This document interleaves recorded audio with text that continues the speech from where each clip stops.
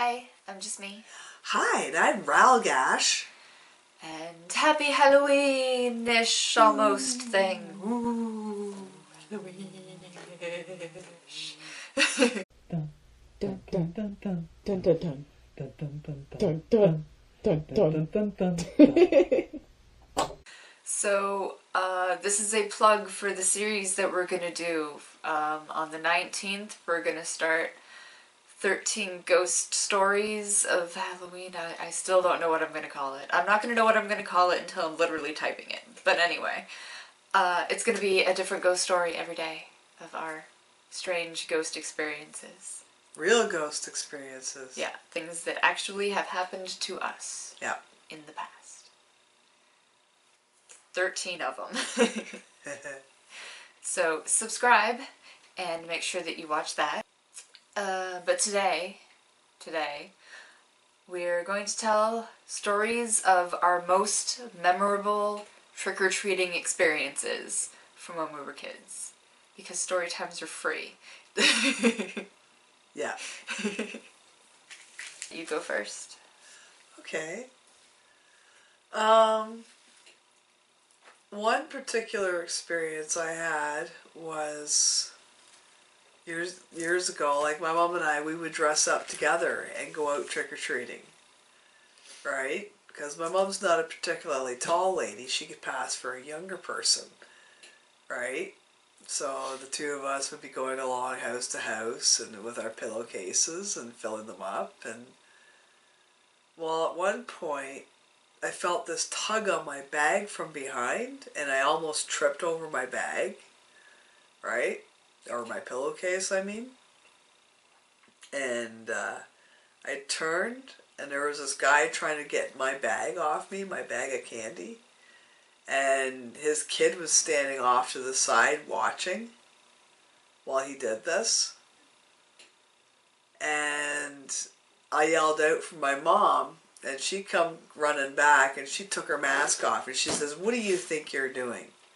Right? And the guy took off with his kid. So that was one experience, but yeah, keep an eye on your kids, because you never know when somebody might try to snatch their candy. Yeah. So, my trick-or-treating story is kind of like the opposite of that. The best trick-or-treating experience I ever had is when I was in grade 8. I had two best friends. One of them, we called her Lollipop, and I feel comfortable calling her Lollipop here because we're the only people in the world that ever called her that. My other friend, her nickname became her real name, so I can't use either of those, so I don't know what the hell I'm going to call her, but I'll figure it out. And we lived in Scarborough. The city is set up in a grid system. So the way we were set up was one block, me, one block, she who shall not be named, I don't know. And then on the last block it was Lolly. Anyway, so because we all lived in different neighborhoods, we had this wonderful idea to get together and trick-or-treat from one neighborhood to the others. So we started off in my neighborhood and we did like all of the houses that I would normally do. And then we set off and we trick-or-treated our way to the major intersection. And then we crossed the street and we did, I really need a name for her. Let's call her Patty Cake. I don't know why. Patty Cake and Lollipop. These are the people I hung out with in middle school. So Patty Cake's neighborhood was like a townhouse complex, and it was like two of them butted up next to each other. So we did her whole complex and then the one behind it, and then we trick-or-treated our way down the main street to the next intersection. And then it was Lolly's neighborhood, so we did all of that. And it was the most amazing, crazy, hit a million houses. We wound up with 3 pillowcases full of candy, each. And it was just, I don't know. I may be romanticizing it a little bit, but it was fun. And just the freedom of being able to cross the major intersections. Like, yeah, you're trick-or-treating so you're kids, but you can cross the big streets so you're like grown-ups, man. I just remember having that feeling as a kid because it was weird. But yeah, started off before people had their candy out, wound up out until people were putting their jack-o'-lanterns away, and it was just, it was fun. Yes.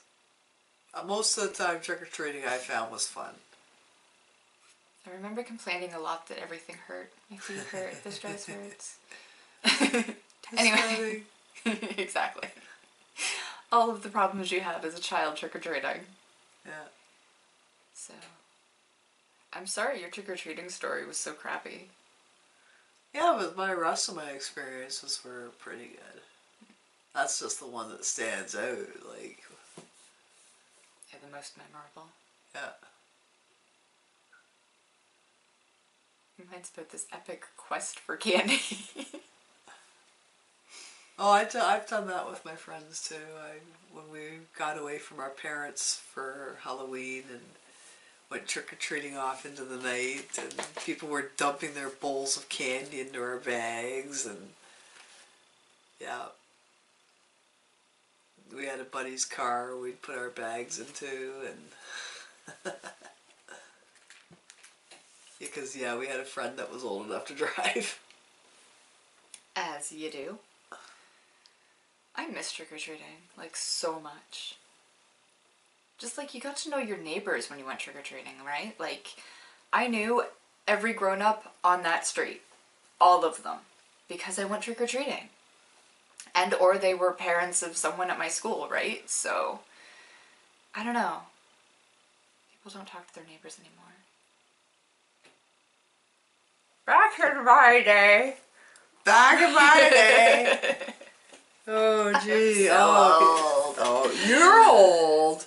That's a good How point. old do you think I feel? Just the things you gotta watch out for with your candy. Make sure you let an adult check your candy before you eat it and stuff like that. Yeah. And as an adult, don't be a jerk and just take all the good candy because you're checking it. Yeah. Okay? That's another thing.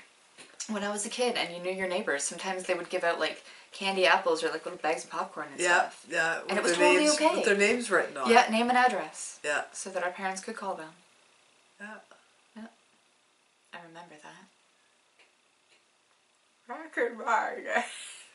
Yeah, I remember those days. I remember you used to be able to go into the stores and trick or treat too. Right? Just like any place there was a human, just trick or treat. Yeah, every place there was a human, you could walk in and trick or treat. And sometimes they would say no, but... Apartment buildings still allow for trick or treating. Can you go door to door? I thought you could only go... No, you just go through the lobby. Okay. That's it. Yeah, I always felt bad for my friends. Like, you go to the lobby? Just the lobby? Yeah. That's... Wow. But years ago, back when certain buildings would allow trick-or-treating door to door, you could get a lot of candy in one building. Yeah. But it was problematic, right? So people complained, and yeah. People complained, so it had gotten rid of. They stopped the whole trick-or-treating door-to-door thing. It's a shame. Yep.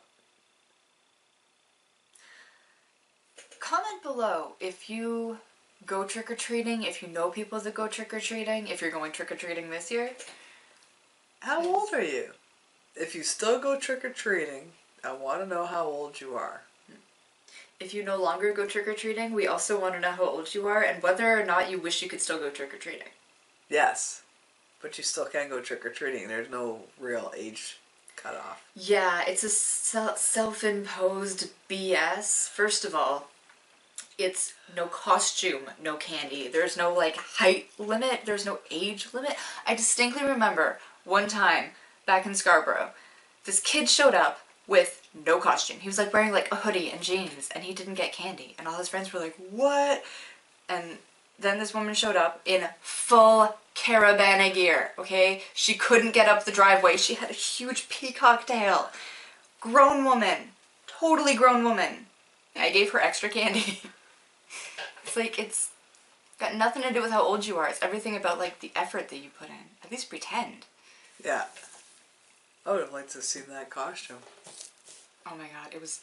Oh my god. Absolutely gorgeous. It's like blue crystals or something. Like shimmering. Oh my god. It was beautiful. And it doesn't even have to be like Caravana crazy gear. You can just be like, paint your nose black and throw some whiskers on your cat. Cat person.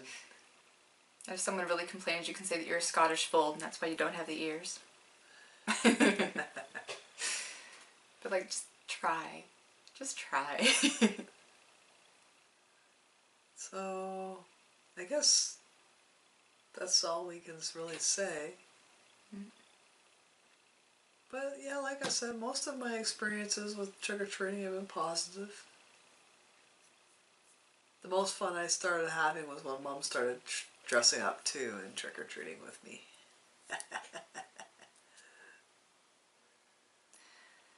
I miss those days.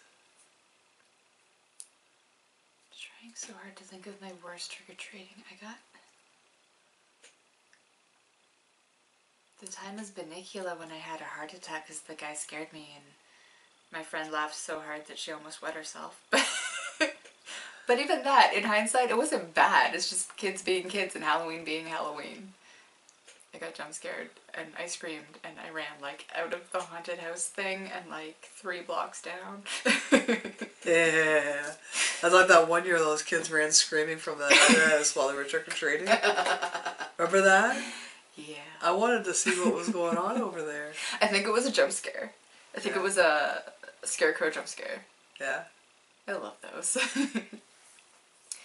So that was our best, worst Halloween trick-or-treating experiences with a bunch of rambling thrown in, because that's what you're here for, right? If not, we're sorry, but not really.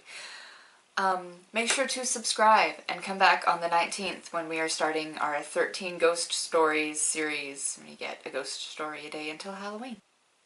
Until then, like this if you like this. Like this if you like this. Comment. Subscribe for new videos twice a week. Don't let me have a swivel chair. That's what was actually partly what was distracting me. Yeah, I know. I'm sorry. I can't help it. That's what you do in a swivel chair. Oh my, just me. Comment below if you have to swivel in a swivel chair. Swivel if you have to. Anyway. Bye. Yeah, let's try that again. Bye. That one was awkward too.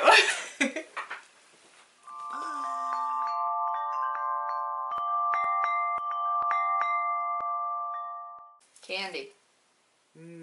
Candy. I like candy. Candy. Sorry.